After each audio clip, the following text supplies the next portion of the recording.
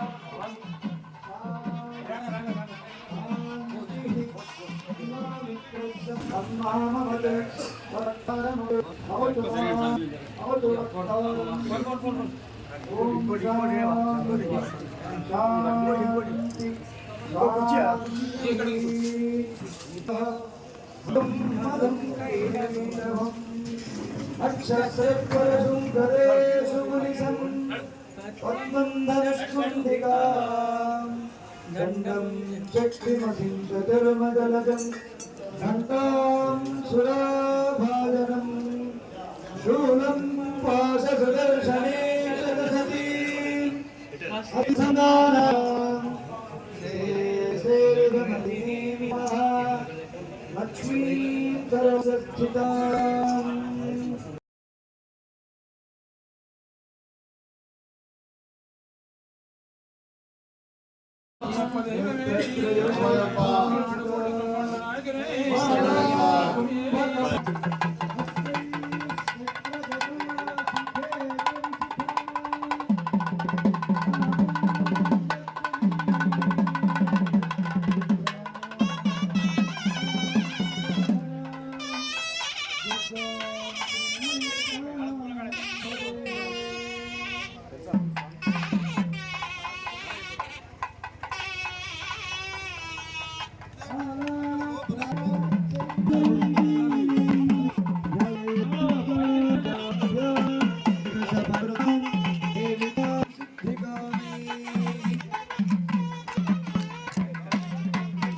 కూడా కోరుతున్నాము.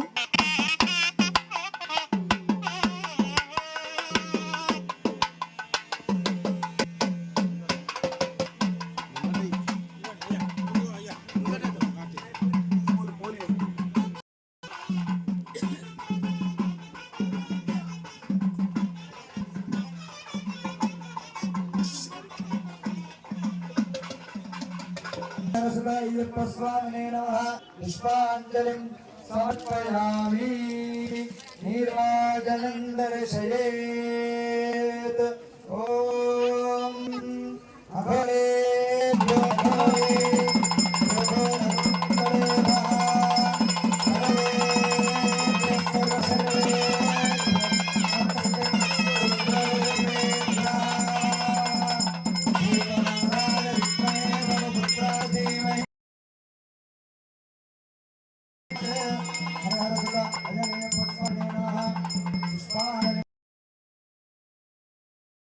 ఓం శ్రీ స్వామియే.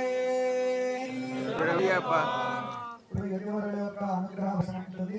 అందరూ కూడా కూర్చోవలసిందిగా కోరుతున్నాను. ప్రసఖ్య సాహినే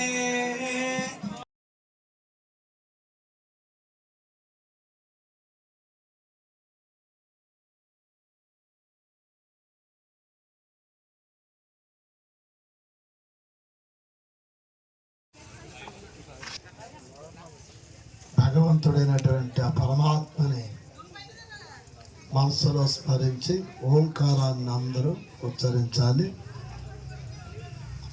ఓ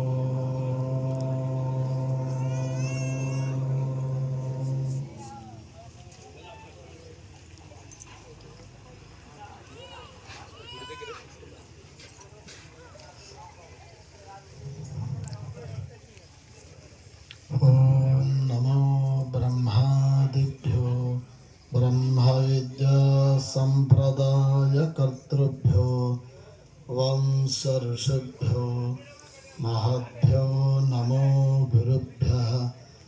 ఓం యుక్తాహార విహారాయ వివిక్తస్థలవాసినే మలయాళయతీంద్రాయ బ్రహ్మనిష్టాయ తే నమః. ఓం సహనా భవతు సహనౌ భునక్తు సహ వీర్యంకరవావహై తేజస్వినావధీతమస్తు మా విద్విషావహై. ఓం శాంతి శాంతి శాంతి.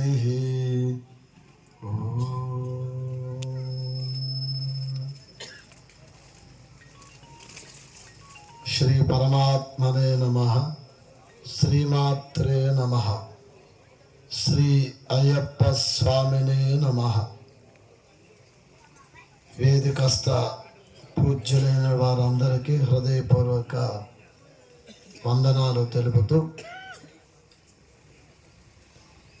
సభలో ఆసీనులైన పరమాత్మ స్వరూపులైన పవిత్రాత్మ స్వరూపులకు ప్రియాత్మ బంధువులారా,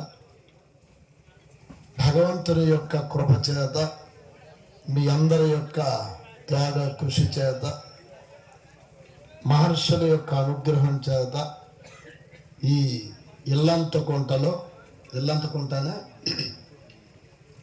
అయ్యప్ప స్వామి దేవాలయాన్ని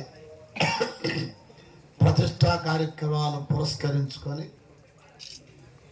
ప్రతిష్టలో భాగంగా ఈరోజు మూడవ తేదీ ప్రారంభమైన కార్యక్రమం 4, ఈరోజంతా 5.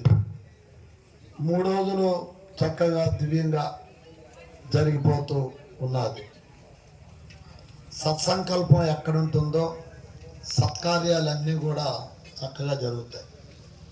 మంచి మనస్సు, మంచి భక్తి, ఎక్కడ ప్రేమ, ఎక్కడ దైవం అన్నంత అచంచలమైనటువంటి విశ్వాసం ఉంటుందో ఆ కార్యం నిర్విఘ్నంగా నిస్సంకల్పంగా జరిగి తీరుతుంది. మరి అయ్యప్ప స్వామి గొప్ప దేవాది దేవుడు. భక్తి శ్రద్ధ ఎంత ఉంటుందో దాన్ని బట్టి మనకి ఫలితం కలుగుతుంది. మనలో భక్తి ముఖ్యం. భగవద్ అనుగ్రహానికి ఏమిటి ముఖ్యమంటే భక్తి. భక్తి లేనిది ఏ కార్యం కూడా ఆధ్యాత్మిక కార్యక్రమం జరగదు. మీ అందరూ ఆ మాత్రం భక్తి ఉన్నది కాబట్టే ఇక్కడ మీ అందరూ చేరుకున్నారు. ఈ కార్యక్రమంలో మీ అందరూ పాల్గొన్నారు. ఈ హవనంలో అందరూ కూర్చున్నారా? హవన గుండాలు ఉన్నాయా? యజ్ఞం చేశారు. యజ్ఞో వై విష్ణు యజ్ఞమేవాంధత్తే. యజ్ఞమే సాక్షాత్తు విష్ణు స్వరూపం. విష్ణువు వేరుగా లేడు. యజ్ఞమై విష్ణు అని ఎదురువేద ప్రియా యజ్ఞకర్త్రి యజమాన స్వరూపిణి ధర్మాధార దయాదక్ష. యజ్ఞ రూప అమ్మవారు యజ్ఞమే రూపంగా కలిగిందట. యజ్ఞ ప్రియ, యజ్ఞం ఎవరైతే ఆచరిస్తారో వారి యందు ప్రీతి కలిగినటువంటిదట. చూసారా? యజ్ఞ రూప, యజ్ఞ ప్రియ, యజ్ఞ కర్త్రి అంటే యజ్ఞం చేయించే యజమానురాలన్నమాట. ఎక్కడ చెప్పిందంటే లలితా సహస్రనామాల్లో చెప్పబడ్డాయి. అందుకే అమ్మగారులు కానీ అయ్యగారులు కానీ లలితా సహస్రనామాన్ని, విష్ణు సహస్రనామాన్ని, అట్లాగే మీకు ఏమైనా స్తోత్రాలు ముఖ్యంగా ఉంటే ఆ స్తోత్రాలు అన్నింటిలోని ముఖ్యంగా ఈ 2 స్తోత్రాలు గొప్ప. ఈ 2 రోజు చదువుకోవాలి. కనీసం విష్ణు సహస్రనామం అయినా లలితా సహస్రనామం. సర్వాటంక నివృత్తి, సర్వార్థ శుభప్రదం అన్నమాట. భగవంతుని మనం ఎంత స్తోత్రం చేస్తామో ఆ భగవద్ అనుగ్రహం మన ఎంత అంత ఉంటుంది. దీంట్లో ఎటువంటి సందేహమే లేదు.